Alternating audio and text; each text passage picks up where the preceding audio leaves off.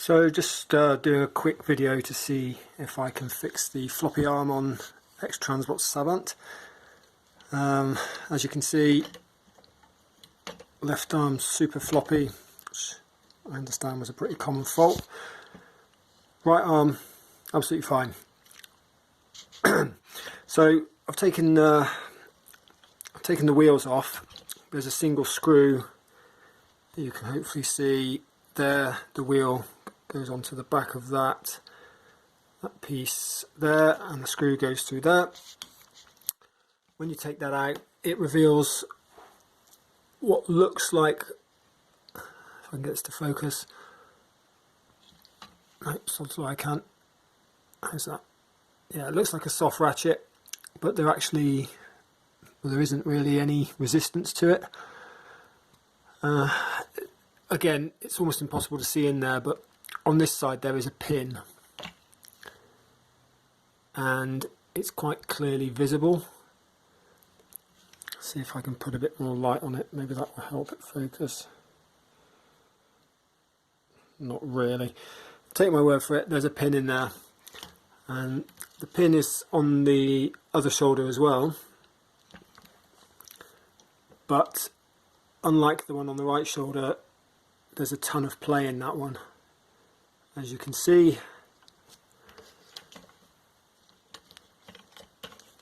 that side, nothing. So I guess it's a design fault with that particular side because it affected quite a few figures. So what I'm going to try and do is use some kind of adhesive. I don't have any floor polish future or anything like that.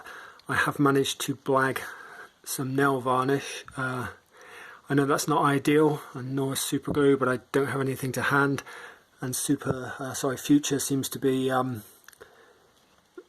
very hard to come by at reasonable sizes and prices these days. So anyway, I'm going to give this a quick go, and I'll be back with the results momentarily. Okay, so that's the surgery done, I hope.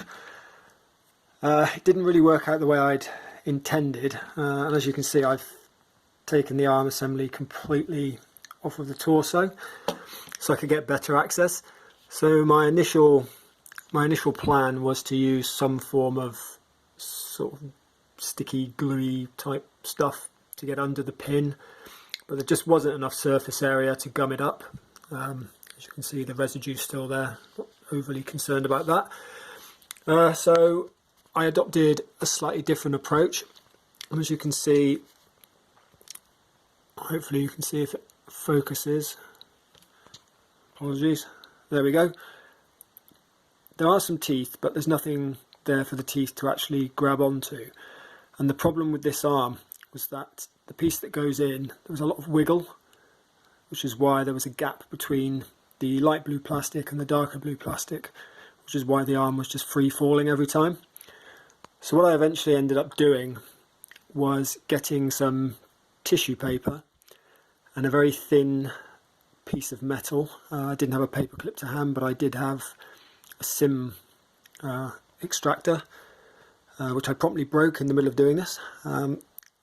But I was able to finish off with a sort of an X-Acto blade just to push the paper in between, and I did use something to sort of make it a little bit gummy so that it stays in there. What I'm going to do now is put the whole thing back together. I mean, it definitely feels like it's sturdier. It's not moving now. I'll put it all back together and see how we get on. So just bear with me for a second and I'll be right back. Okay, so it's reassembled now, and I guess this is the moment of truth. So that's, I think, positioned where it would free fall ordinarily. As you can see, it's now pretty stiff. It's not really going anywhere when I'm doing that. Quite a violent shake, and if I position it, you can see it's quite stiff now when it's being moved. I mean, you can knock it down with friction if you want, but it's probably not quite as stiff as the one on the right. I don't know, maybe it's actually comparable. But anyway, not the most elegant of fixes, I'll grant you that, but it seems to be working. I can tell this one's probably had a few issues as well with a floppy waste, because I can see what looks to be residue in there from where it's been treated with something like super glue or something to stop it being quite so floppy. And indeed looks like there's some sort of residue on that side, but it's one of the two common issues with this figure was the sort of piece, the waste piece. Obviously the arm was the other. But anyway, I will probably get in touch with X-Transbots at some point and get a replacement shoulder piece. I need to follow up on my replacement Klaatu foot piece as well, or entire leg actually. Just time got away from me. I did that last year and then never actually got around to it.